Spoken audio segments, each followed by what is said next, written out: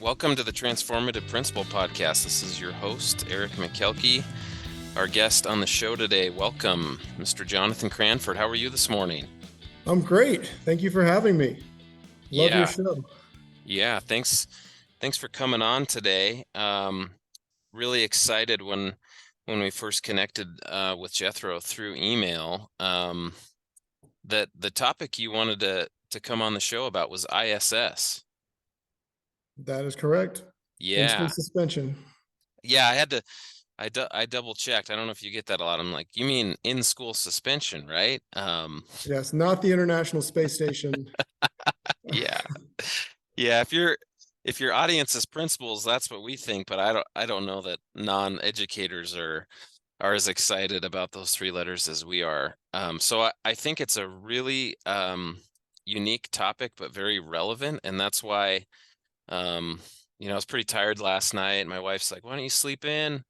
I said, "No, I got an early podcast episode, and I'm really excited." And she's like, "Oh, cool. You know what?" And she's thinking like research. She's into curriculum. I said, "No, we are talking ISS on the podcast." So, really excited. So Johnathan, tell us a little bit. Where's your background coming from before we get into the ISS conversation? Yeah, well, thanks for not sleeping in, first off. I appreciate it. And my background is I started teaching 11 years ago, and my first 7 years of teaching, I was a high school English teacher on a therapeutic campus for students with the label of emotional disturbance. And then I went from that into teaching in-school suspension on a standard middle school campus. And that's what I've done the last 4 years on 2 middle school campuses. And I think the most important thing for your audience to know about me is that my wife is also a school teacher, and my daughter is also a school teacher. And pretty much all of my friends are school teachers. So the way I view my role in school suspension is to support the people I'm closest with. I always ask, like, how can I be a value add to this campus? And how can I help these folks who I care about, who are doing the most difficult job in the world, which is, of course, teaching middle school. So let me just tell you kind of how I got to where I am, and then we can go into writing the book. So my first year as a in-school suspension teacher on a middle school, they just, there's no real training for becoming an in-school suspension teacher. There's no PLCs. There are now in my district, fortunately. We made that happen. Can I clarify that? So you get to collaborate with other in-school suspension teachers? Yes, we do. Man, that's awesome. I guess being in a huge district, there's you're not just on an island like in a small rural place.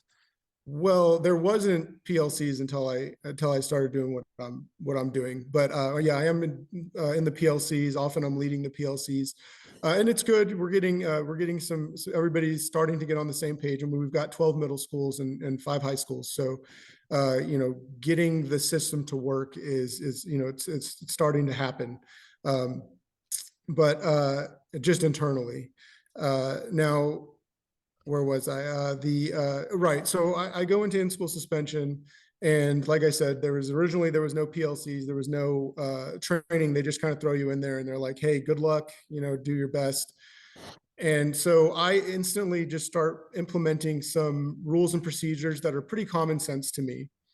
And almost immediately, what happens is my campus starts to notice. They start to feel it, and I have teachers coming up to me in the hallways, and they're asking me, like, "Hey, my kid got all of his assignments completed. That's, how did that happen? Or he's doing more with you than he got done all week, with me. How do you get them to do their work? Question mark."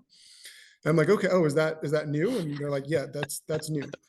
And then, I'm hearing them say things like, "Well, wow, the kids are having different conversations about in-school suspension now. Like, they don't want to go back there at all. Like, they never want to go back."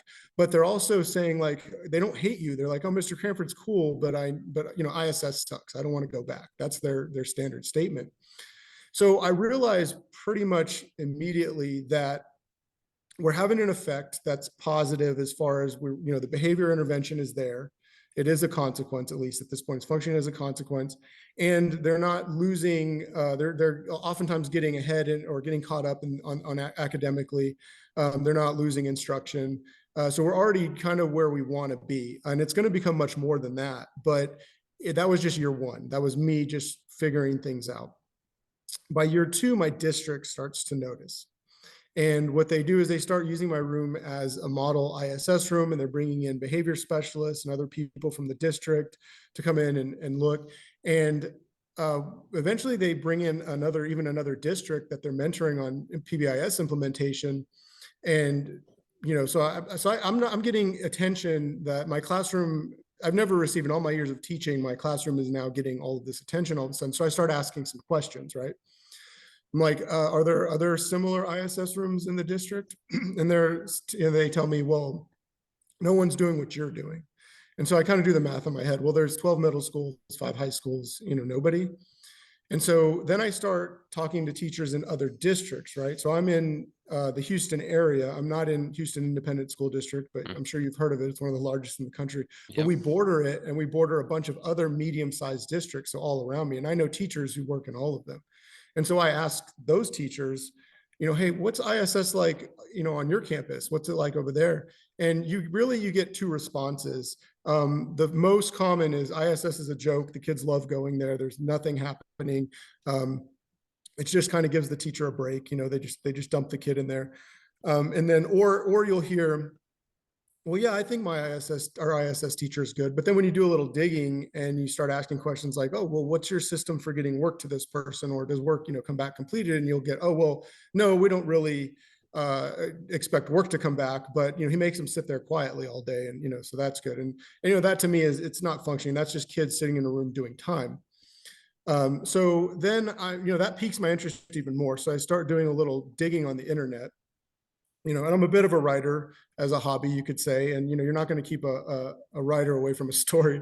So I get into Google and start looking around, and I find that everywhere in the United States right now is struggling with this problem of having this a tier 2 intervention, right? When you have exclusionary discipline, OSS or ISS, and if you look at the data, they're paired together as equally ineffective, right? If you send a kid out of school, you send them home for a couple of days, nothing good really comes of that. We know that now. The data shows that. But ISS, it's also showing that as well, that it's right there with OSS as far as it being effective. But I've already figured out why, right? In my head, I know why. I'm like, oh, well, the bar has been set incredibly low for this position, and it's not effective. And part of the reason it's not effective is they just don't know how to do it. They haven't figured out a way to implement it, this plan.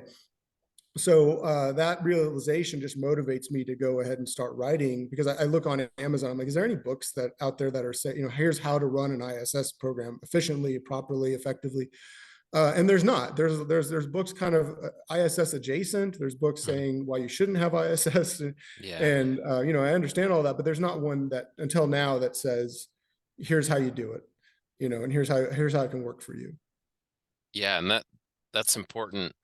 There's some philosophical stuff on effectiveness and, personal opinions, and that's great.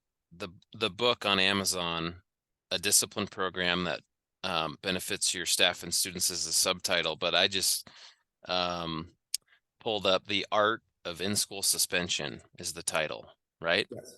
Yeah, Yep. that's great, because I know a lot of, going back to when you first came into the ISS role, probably not a lot of mentorship and here, we're going to help you set this program up for success. If I had to guess, it was, here's the keys, here's the room, do your best. That you just described exactly what the experience was. Yeah. Here's the other thing. I wonder about this.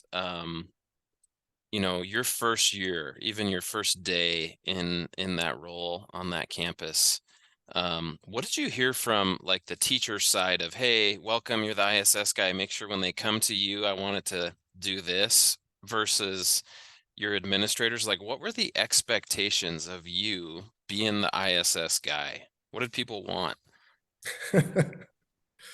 They want the like I said, the bar is very low. They wanted, 10 kids to go into the room and 10 kids to come out at the end of the day with minimal bruises and scratches and injuries. I feel like that's where it was, to be honest. We had an effective system pretty quickly on how to send work to in-school suspension. But the teachers were so used to not getting work back, they were sending it into essentially a black hole where it would never return. So I immediately, jumped on that and was like, no, no, no, we're going to get the work back to you. So yeah, as I said before, the expectation was very low.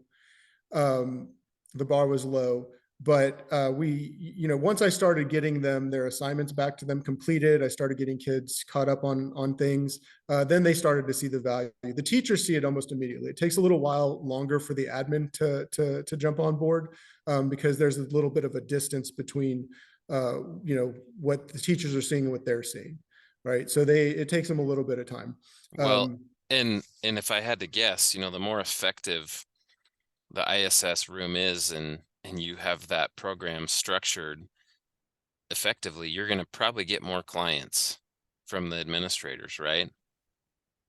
Yeah, well, yes, the admin, if you're referring to people who send the children to in-school suspension. Yeah, I'm just thinking about like when we have discipline issues in the principal's office, and you look at, I don't know what your guys' discipline code and handbook looks like, but there's usually discretion unless it's a major safety issue, like, hey, this could be in school or out of school. Well, everybody knows as a principal, you don't control outside school suspension, right? Some Right. kids, you hear, that old school, Johnny will be pulling weeds for 3 days and drink no water in the sun. Like, I am going to support you, and he will never want out of school suspension. And then you have some that say, I'm taking him to Disneyland, and you're picking on my kid, and this is going to be a vacation. It's like, well, that's not effective. So it's like, if the ISS program is set up doing what we want, kids completing work getting turned in, they're not falling further behind academically, and maybe they're learning some like pro-social behaviors, everybody would rather have the student in ISS instead of a ticket out the door. Yeah, that is. So when you were asking me, I don't think I wasn't clear exactly on the question when you asked where am I getting my clients from Yeah, in my school, and I think in all the schools in my district, the only people who can assign in school suspension is the administrators. yeah, So they don't really they can be referred from by the teachers, but the admin are the ones who send them to me. But yeah, one of the things that's a new experience, I just, this is just this year I heard this. I always get pretty high praise from my administrators on what I'm doing, but I had an administrator recently stop me in the cafeteria, and we were discussing just what was going on in school suspension that the last couple of weeks, and he had said to me, I didn't even think about this, but it's to your point. I never thought of this, that he was like, no, he's like, you've helped me out so much, because now when I'm telling a parent that I'm assigning in-school suspension, they try to argue, well, why should I put this kid in school suspension? He's just going to miss instruction. And he's like, I can just say, no, no, no, this guy that we have here actually gets them caught up on their work. And so it really helps them. And that's not why I am passionate about in-school suspension. I'm really more from the teacher angle. I'm helping out teachers, right? That's most of what I think of. I don't honestly, I don't think about administrators a lot, other than, are they sending me kids? Is it, how is that going? Why are they sending them? Am I, do they appreciate what I'm doing? But yeah, so I didn't even realize how much that could benefit until this year, how much that benefits you guys in just being able to tell a parent, look, they're not going to be behind on instruction. This is a perfectly good intervention, and it's better than sending them home for 3 days. yeah, yeah. Well, and it's the only way to have some kind of control over that as a school, is to make sure they have, the opportunity to stay as caught up as they can, and hopefully not repeat the same mistakes. Can you tell me a little bit, you had mentioned when we were emailing back and forth, Johnathan, ISS is your passion project. How did you end up really going all in on ISS and wanting to really help schools and write a book and start consulting and offer to train. How did ISS become your passion? Well, I mean, the first year initially, I don't think it was my passion. I realized saying that IS in school suspension is my passion makes me sound like a weirdo. But once I started getting some success and seeing what the possibilities were, I started to think of it from the teacher's perspective. And if you think of it this way, say you're a school teacher and you have some misbehaviors in your classroom that are kind of blowing up, and now you go through this whole process of making a referral, which includes trying your own behavior interventions in class. Then you have to contact a parent, Hmm. right, before you can send a referral. Then you send the referral. Then the referral has to go through an administrator who has to spend their time and then also contact a parent to inform them of what the consequence is going to be. And then they send a kid to in-school suspension, and now they come back to your room, your classroom, not having received any kind of intervention, and now also 1 to 3 days behind in instruction. Like, that to me cannot happen. I just, I can't live that way, and I can't let my teachers live that way. So that's where I started to become more passionate about it. I was like, look, no, I'm going to go beyond for you guys, and and it's not hard. Like, people think I'm working really hard. There's some misconceptions. For one, people think I'm in there. I'm not. I'm doing something that's really fun that my other teachers don't get to do, which is spend a lot of time working one-on-one with kids. I get an eternity to work one-on-one with my learners. So I get sometimes more one-on-one time than a teacher gets with a student all year. I've worked for 3 hours side by side with one kid, just filling gaps, going over skills that they were supposed to have learned in 5th grade and 6th grade, and they didn't. And so we go and close those gaps after we've gotten all their regular schoolwork done. And then the other misconception is that I deal with a lot of behaviors, and I simply don't. I have it set up to where we know what the consequence and or we know what the response is going to be to pretty much every behavior that you can imagine in ISS. So I don't really have to deal with a lot of that stuff. But what I can do is go beyond and get these teachers some help. And I'll give you an example. So 7th grade last semester, right at the end of the semester, we're going over Pythagorean theorem, and it's a squared plus b squared equals c squared, right? So I work with a kid on doing a squared, teaching him the Pythagorean theorem, and they give you, a and b a lot of the time, and then you have to figure out c. But sometimes they give you a and c, and now you have a two-step equation, right? So you have to do a little bit of algebra. Well, I find out the child doesn't have that skill. So then we go back and we learn that skill. And in the process of learning that skill, we learned that they don't know how to divide decimals. So then we go back and we fill that gap. And it's very easy when you're working one-on-one with a kid to go and give them some supports that they didn't have, and you've got time to do it quite often.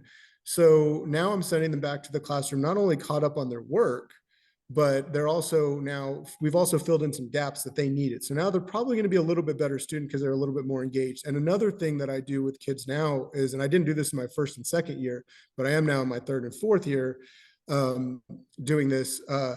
Well, I'll go and look in their, you guys use Schoology or Google Classroom? Hmm. An SIS or LMS, like a learning management system. Yeah. Right. So I'll go in there and I'll be like, oh, look, you're failing social studies. Well, let's look at these grades. And, maybe they've got some 30s and 40s in there. So I'll just contact the teacher and say, hey, can we reopen this so we can do this and get this done and get this grade up? And so a lot of times my kids, they're caught up, and now they're also passing when they go back to the teacher. So, and then I can have those conversations with them of like, okay, so do we want to keep this going now? Right? Do you want to like stay on top of this a little bit more? I'm not asking you to now be, this, work as, much harder than you were already. I'm just asking you to work a little bit harder than you were before. Try to stay on top of things a little bit more, and things will be easier. And that's when you start to see some of those behaviors changing in the classroom, making the lives of the teachers a little bit easier, which speaks to teacher retention, because I know that's a big issue right now.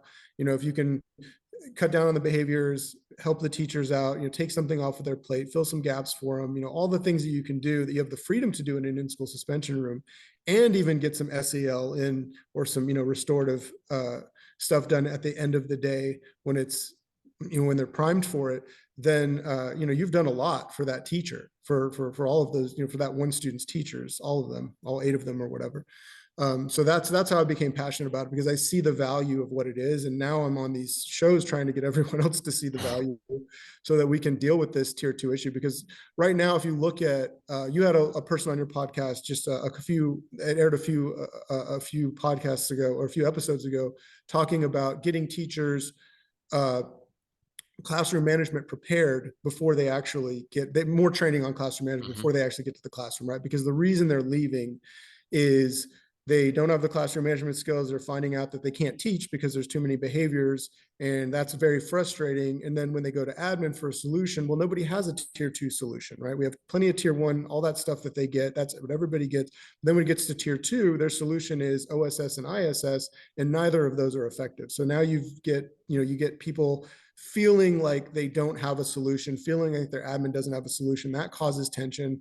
It causes people to want to leave, sadly, because the job is hard enough without, like I said, going through that whole process of sending a kid, yeah, you got to break from for 3 days, but now they come back and it's more work to get Yeah. them caught up. So that's why I'm passionate about it, to answer your question. I hope I didn't drone on too long. No, no, you're good. I mean, you and I were talking a little bit before we started recording about, in your words, the bar was low when you started. But it, if I'm hearing you right, it's like, yeah, but we could raise the bar and this could help kids academically and help teachers feel supported and help kids want to make better choices. And it's like that is really, really powerful and can have a big positive impact on not just a kid or a teacher, but a whole school. Having an ISS program that, is effective. Um, and that's why I'm no expert on ISS, but why it's so intriguing. Just the topic is like, wow, we could make ISS a lot more effective. I bet a lot of schools, unless they have a guy like you who's jumping in, which, a lot of people, when they end up in that role, you hear, hey, I'm trying to get into a teaching position, so I took a job in the district as an ISS coordinator and I'm waiting for an opening. It's sometimes a role where I always think about, if you are lucky enough to have a position or funding for it, is like, well, you got to really have some certain personality traits and characteristics when you're trying to hire an ISS teacher. You see some of the situations where, and I wanted to ask you this question, Johnathan. When kids come to you as the ISS teacher, how do you balance, having structure and high expectations, which you really need in that setting, but also um, trying to build a little bit of a relationship with the kid when they're in the program? How do you balance between, I'm swinging the big stick and, hey, let's go shoot some hoops. I'm your best friend. ISS is fun. I'm the cool guy. How do you balance that? Right. Well, I'm never the cool guy, and I don't need a 12-year-old friend. So I don't look at it that way, but I do care about my kids. And this is how it works. I have a chapter in the book called Win the Morning, Win the Day.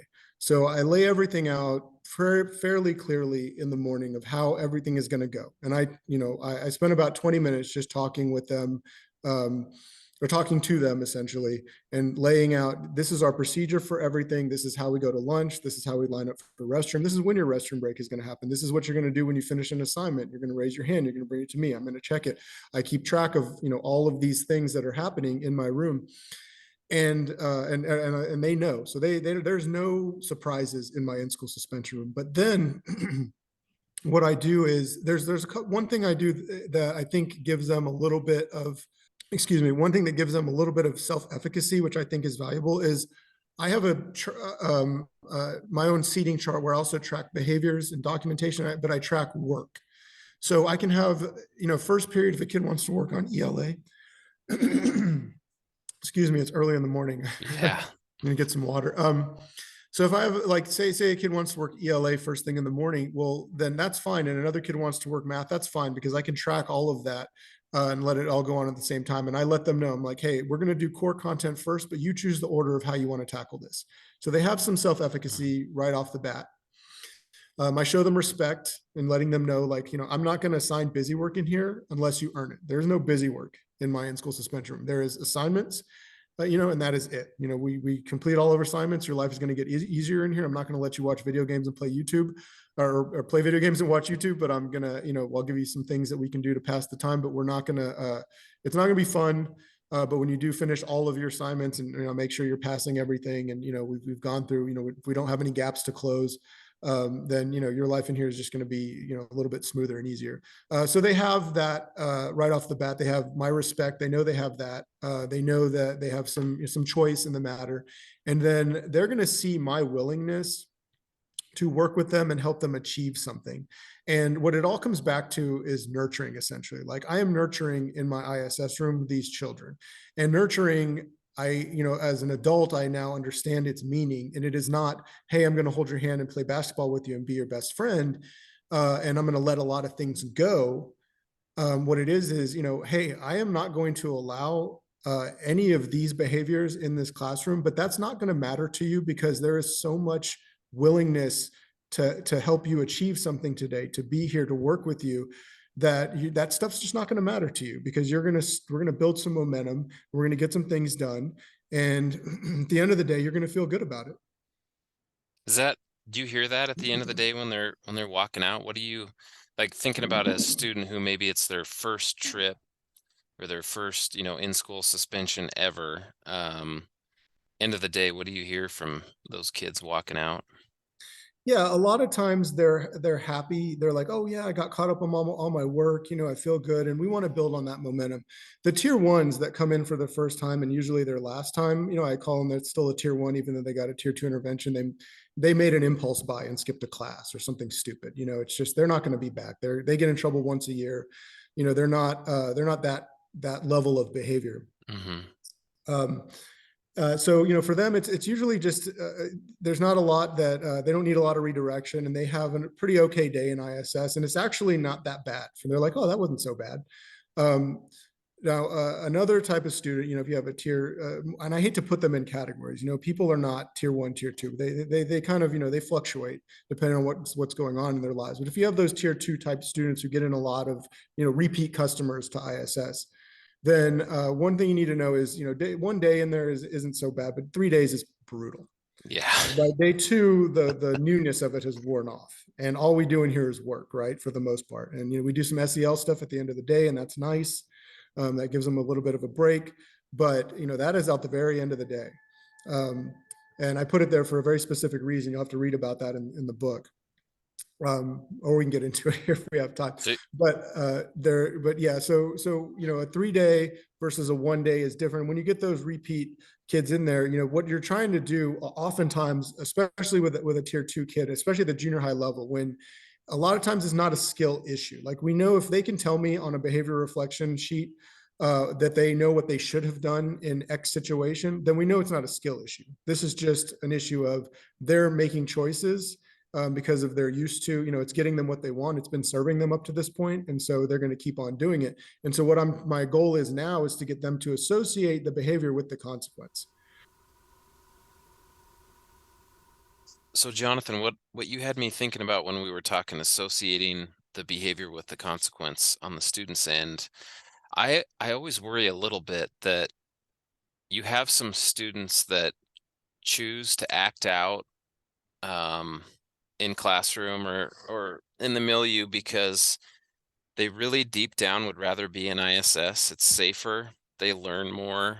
They don't have the social pressure that they feel in, classrooms, lunchroom. Do you ever find that students will kind of step on that line on purpose because they would rather learn in your program in the ISS room?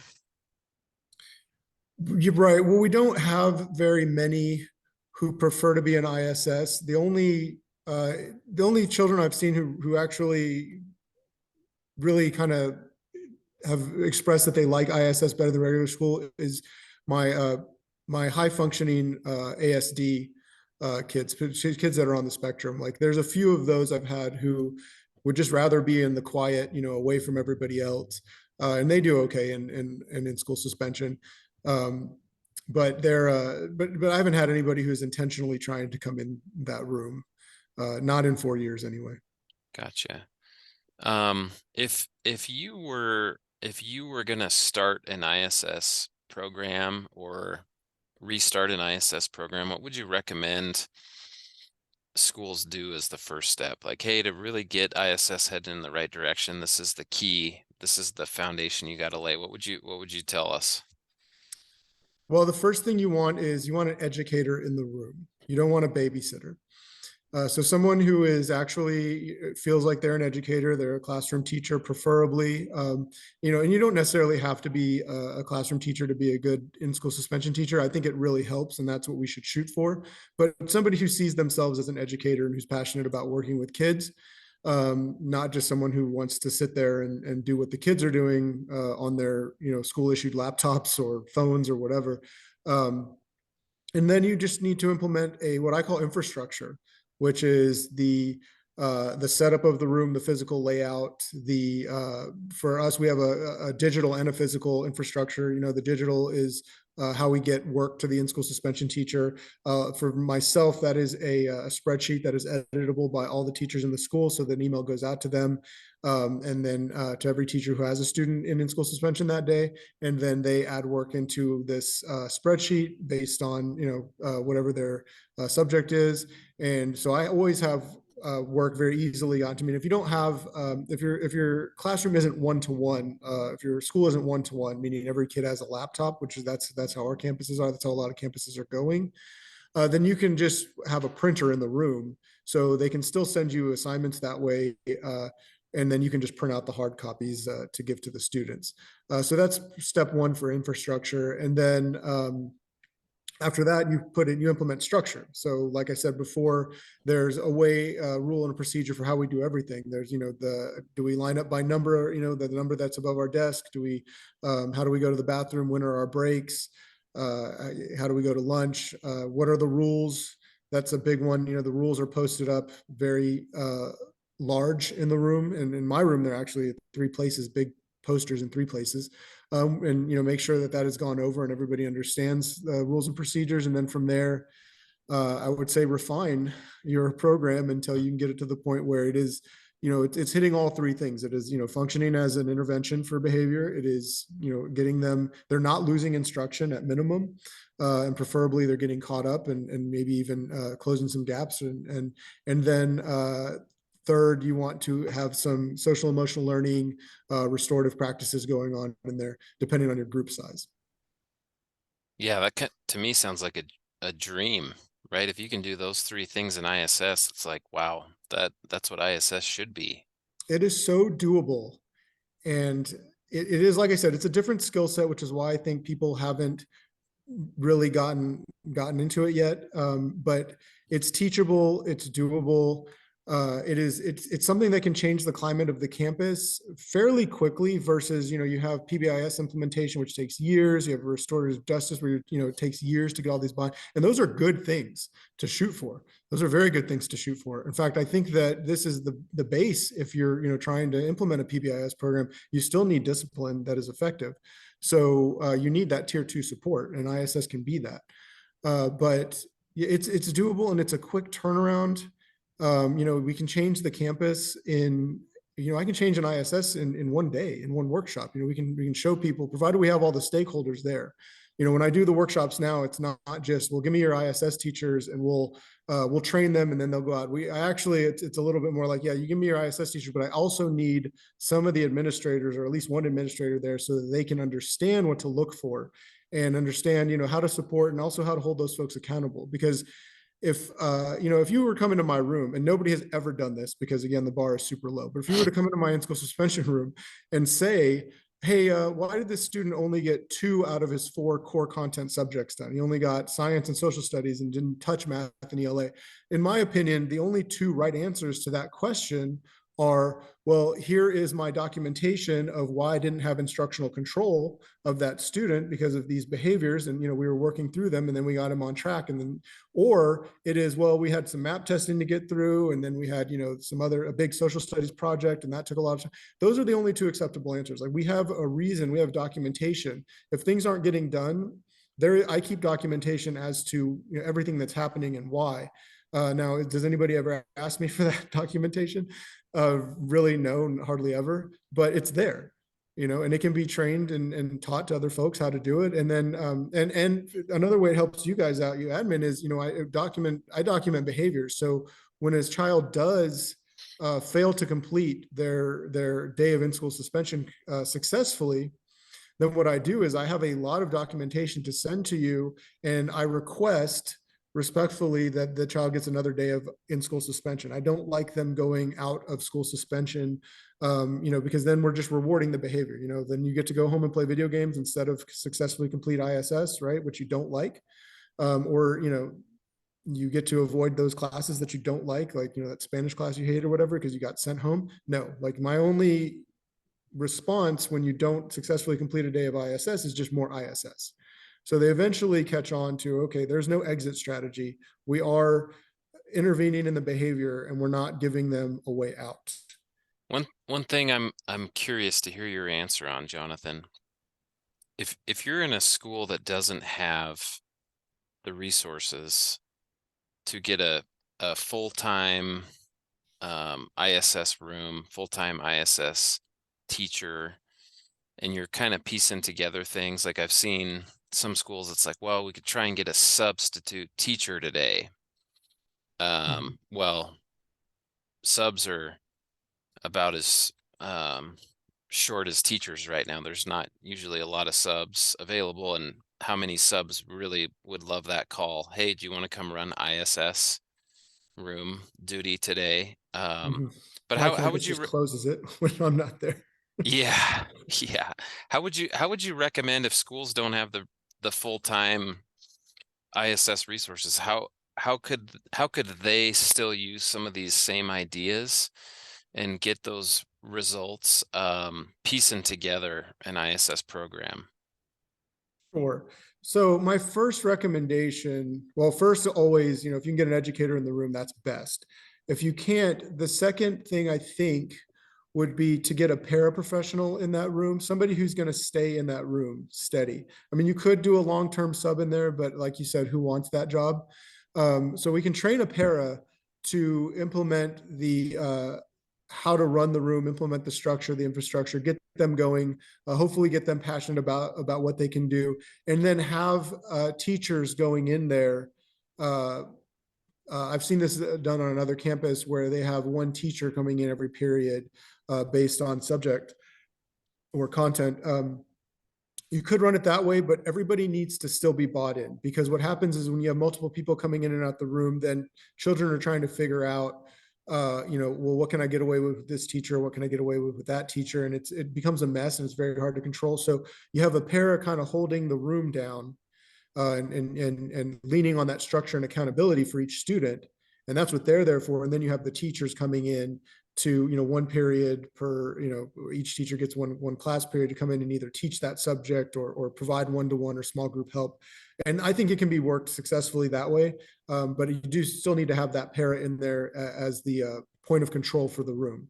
And the teachers also have to understand that, how to work with that para and allow them to be the one doing the classroom management so that the teacher can get things, can focus on the content. That'd be probably the best way. Or you just have a para in there all day and you train them really well to do the best that they can. If you don't have the option to have the teachers come in there, and that's really just your second best option. I wouldn't recommend a substitute teacher at all, because they're not going to stick with the job most likely. Yeah. Or what always makes me cringe, um, really a lot of times the ISS room ends up being in the office, and the person who ends up managing the student is the secretary. Mm-hmm. And it's like, man, that is one of the hardest jobs in education. Constant interruptions. You can't stay focused. And then you want me to manage a kid's behavior? It's Yeah, like that that usually doesn't go very well. And really, I mean, poor secretaries. It's like, should you have to manage ISS? No. right. The people who really run the school, we're going to Yeah. throw that wrench at them. Yeah. Yeah, it's not their job, and they're in the business of actually making sure that everything on that campus happens the way it's supposed to. Secretaries don't get enough credit. It's a tough job, and yeah, throwing an ISS kid in there with them is just going to make their day. next to impossible. Well, the ISS thing, it's not going to happen, right? They're not going to get an effective intervention. The kid's going to be on their phone watching Marvel movies all day, or on their school issued laptop, just playing around, and you're not going to get anything done. You're not going to get an intervention, Right. Right. Time unfortunately. time served at best. Well, Johnathan, what's the best way for listeners to reach out to you and get in contact? Yeah, there is a contact form on my website, theartofiss.com. That's theartofiss.com. And they can reach out through the contact page. And I think there's even a little message box on there, a chat box on there, where they can try to type in the chat, and it'll text my phone. I think that's probably the best way if they're interested in reaching out to me and finding out more. Yeah, and we'll put a link to that in the show notes to find the website. And then we always love, as you know, being a listener to the show, we love to end with what can the listeners do this week, Johnathan, to be a more transformative leader like you? Just start thinking of the in-school suspension room differently. Like, just start to imagine a little bit outside the box what it could be. Start to visualize what it could actually be for your campus, and how that would affect your teachers, how that would affect your job, how that would affect the impact that it could have on your students. Think about all those things, and then possibly reach out to me. That would be a good thing. But it really helps if you can at least start to view it in a different way. And that's why I'm out here kind of preaching about it, because I tell my administrators on other campuses, if you treat the ISS room like a dumping ground, it's probably going to be a dumping ground, right? You have to start viewing it as, no, this is a behavior support. This is our only tier 2 intervention, because out of school suspension doesn't benefit anyone. Really. So, start taking it seriously, because we're looking for that solution. We need that solution. Our teachers need that solution. Our kids need that solution. And, start figuring out a way to make that happen. And of course, if you want to reach out to me, get my book, whatever, start doing those things, because you can have a pretty quick impact on your campus just by turning your ISS room into more of a learning center, intervention center, than just a dumping ground. Yeah, that's great. Well, thank you, Johnathan. Really appreciate your time, and thanks for sharing your passion for ISS with the listeners. Thank you so much. Thank you for having me.